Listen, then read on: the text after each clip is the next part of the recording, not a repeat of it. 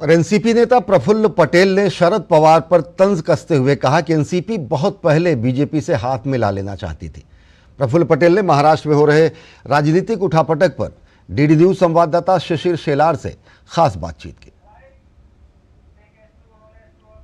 इस वक्त हमारे साथ पूर्व केंद्रीय मंत्री एनसीपी के नेता प्रफुल्ल पटेल सर है और उनके द्वारा एक बात कही गई है, उनसे हम इस बार ज़्यादा जानकारी लेंगे। सब पहली बात, आप ये कह रहे हैं कि जो साथ है बीजेपी के साथ आने का एनसीपी का, इसका विचार काफ़ी पहले, काफ़ी अरसे से चल रहा था, 2014-2019 के चुनाव में।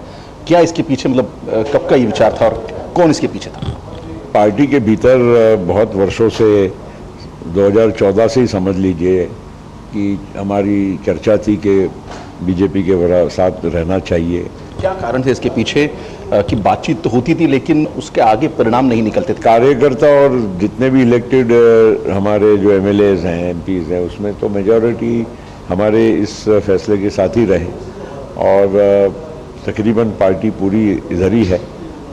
ठीक है, 10% लोग हमारे फैसले से सहमत नहीं होंगे। महाराष्ट्र में सबसे अगर ज़्यादा किस चीज़ पर चर्चा की है, किस सीट पर चर्चा हो रही है इस वक्त, वो बारामती। अब इतना तो स्पष्ट हो गया है कि सुनेत्रा पवार सुप्रिया सुले जी के खिलाफ में चुनाव लड़ेगी।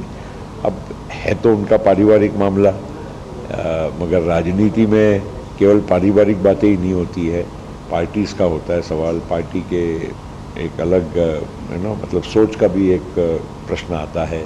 क्या आप अमित शाह के जो आज उन्होंने एक उच्चार किया कि शिवसेना डूब रही है तो पुत्र प्रेम की वजह से और एनसीपी डूब रही है तो पुत्री प्रेम की वजह से, इससे सहमत है? देखिए, कुछ मुहावरे होते हैं बताने के लिए। सवाल ये है कि पार्टियां तो टूटी और किस बड़े पैमाने पर टूटी। शिवसेना के भी करीब करीब अधिकांश लोग 80-90% एकनाथ शिंदे साहब के साथ गए। उसी प्रकार से हमारे यहाँ भी अजित पवार साहब के साथ गए। और लोकसभा चुनाव को लेकर सियासी